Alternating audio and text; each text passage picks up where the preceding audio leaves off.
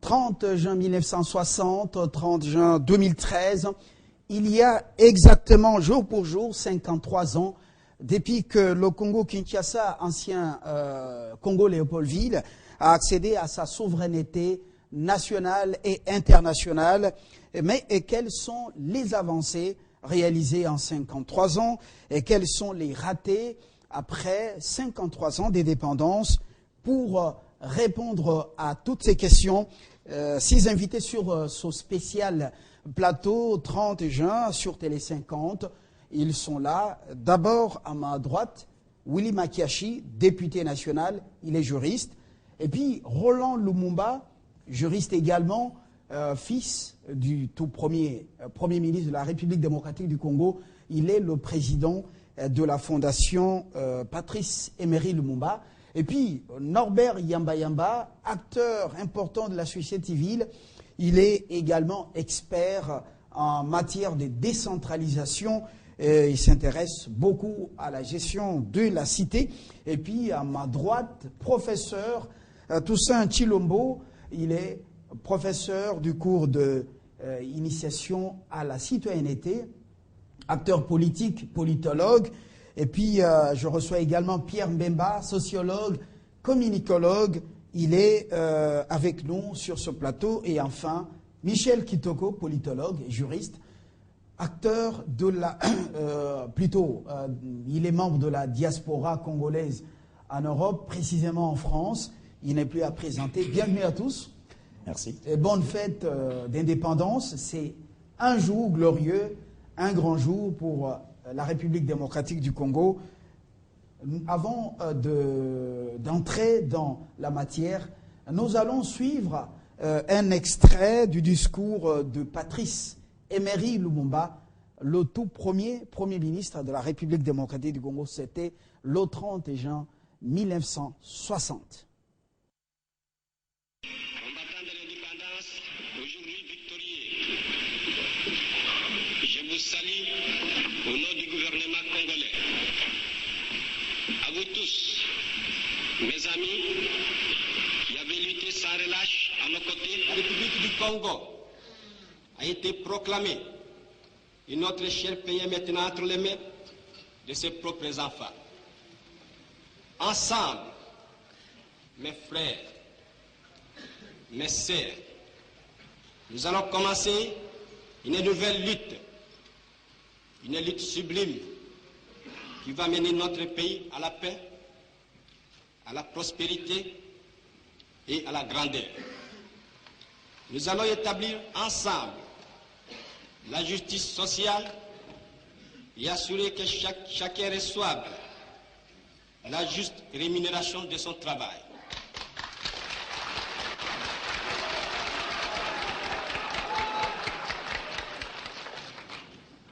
Nous avons connu les ironies, les insultes, les coups que nous devions subir matin, midi et soir, parce que nous étions des nègres.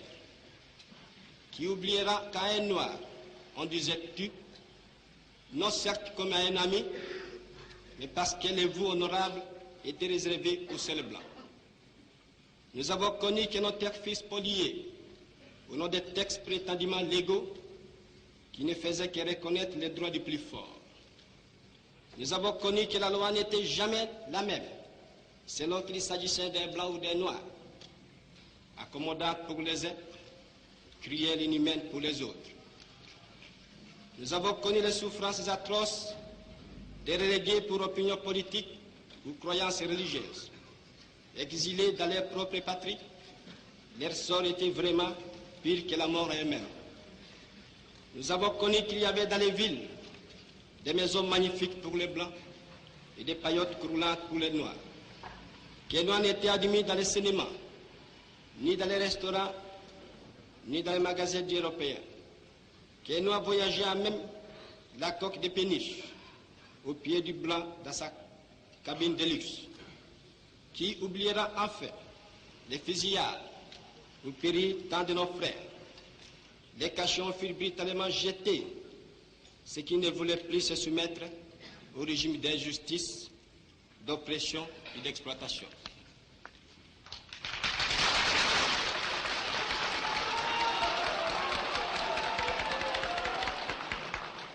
Cette indépendance du Congo, si elle est proclamée aujourd'hui dans l'entente avec la Belgique, pays ami avec qui nous traitons d'égal à égal, ni les Congolais dieux de ce nom ne pourra jamais oublier cependant que c'est par la lutte qu'elle a été conquise.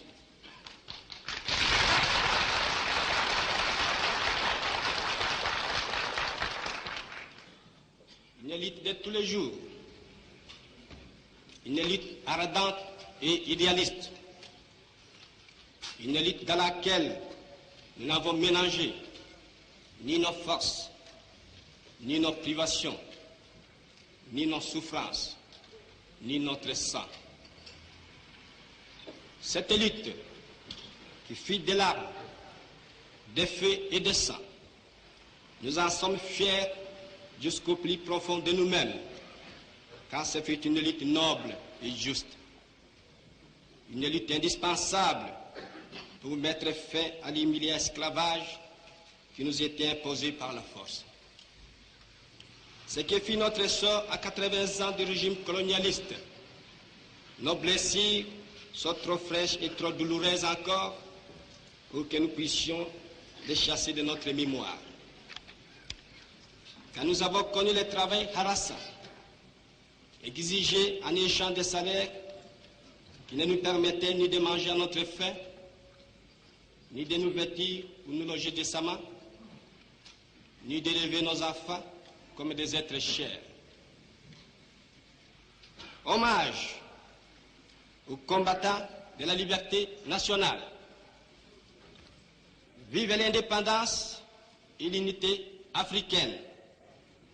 Vive les Congo indépendants et souverains.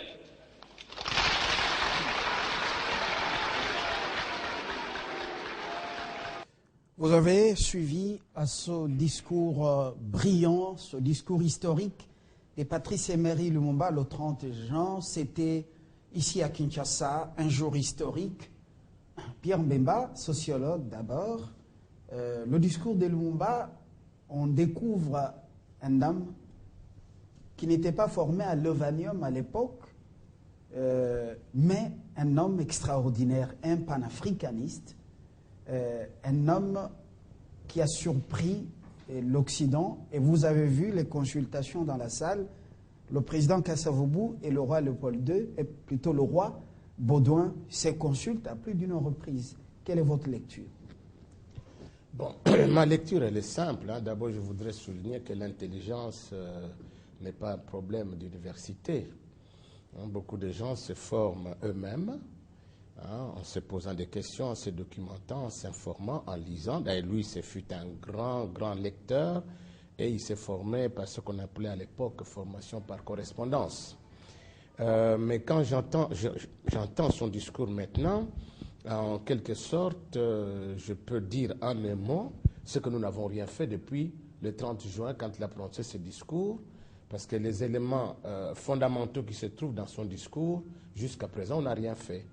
Il a parlé de paix, nous n'avons pas encore la paix. Il a parlé de progrès, nous n'avons pas encore de progrès. Il a parlé de jouissance.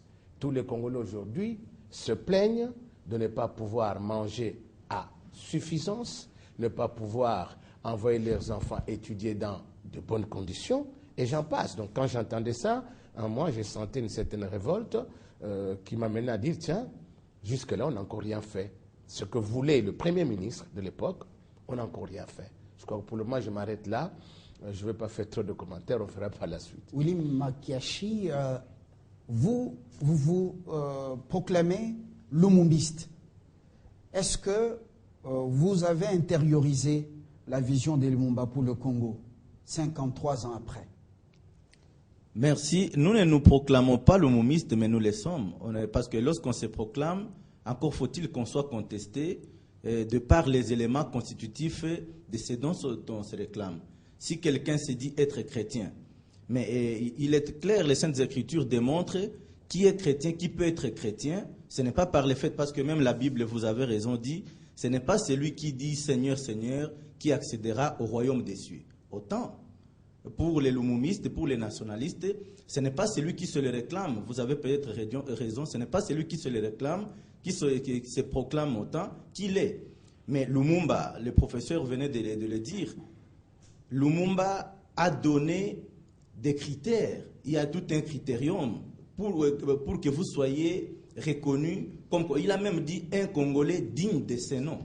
Il reconnaît que tout le monde est Congolais pour ceux qui sont Congolais.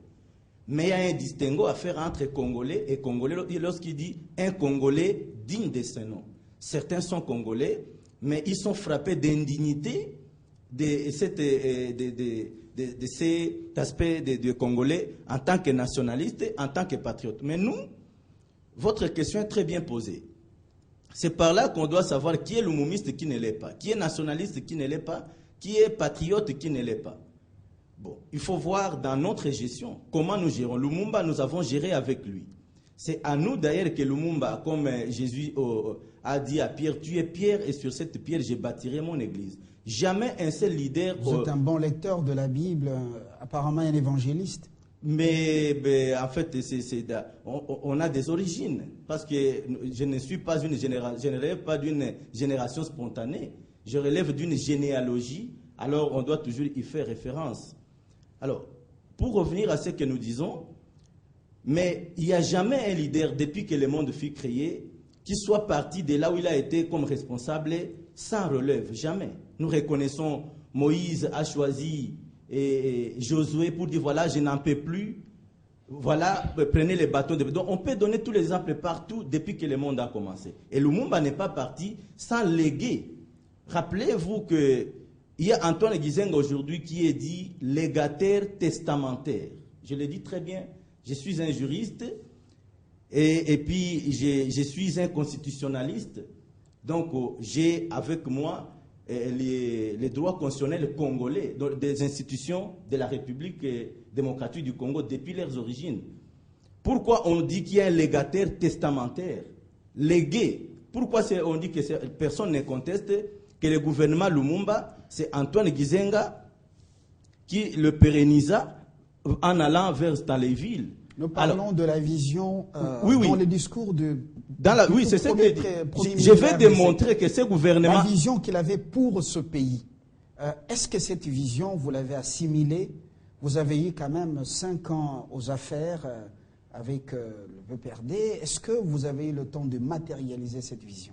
C'est pourquoi je pars des origines pour en arriver. Là, lorsque je parle de Stanleyville, vous vous rappellerez que cette vision était matérialisée. D'ailleurs, pourquoi nous allons à Stanleyville? C'est pour justement pérenniser et puis appliquer, matérialiser cette vision. Vous pouvez demander aux Congolais qui sont dans cette partie de la République, à l'époque, c'est cette partie-là qui vivait mieux, compte tenu de cette gestion-là, de la matérialisation du souci, de cette justice distributive, de la justice sociale dont parla le Premier ministre Lumumba. C'est ce qui a été appliqué, qui était en train d'être appliqué dans cette partie de la République. Et là, et il disait qu'ils étaient toujours payés lorsque lui parle d'un salaire égal à son travail. Dans cette partie de la République, les Congolais qui y vivaient disaient toujours qu'ils étaient payés 2 fois par mois. Parce que le 15, tout le monde était payé, les 30, tout le monde. Donc, si vous devez toucher 100 francs, les 30, donc vous avez 50 francs les 15, vous avez 50. Alors, il y en a qui croyaient qu'ils étaient payés 2 fois les mois, mais simplement parce qu'il y avait... Ici, vous avez parlé de 5 ans, je chute. Oui. Là, on va vers les origines du départ de notre gestion en question, lumumiste. Aujourd'hui, dans les 5 ans, rappelez-vous que Gizenga a dit que c'est par la tête que les poissons commencent par pourrir. Alors, il n'a pas pourri, lui, par la tête, comme poisson. Vous avez vu, lorsque les fonds lui sont alloués pour l'information, c'était pour 30 jours renouvelables, 60 selon la Constitution, il n'en a fait que 7. Il n'a fait que 7 jours. Lorsqu'il présente son rapport au président de la République, au lieu de 30 jours, pour 7 jours, les frais de 23 jours ont été restitués au Trésor public. Lorsqu'il va réflexionner la primature... La liste peut être longue, on va y revenir. Oui, ce sont en fait quelques repères. Voilà. Mais dans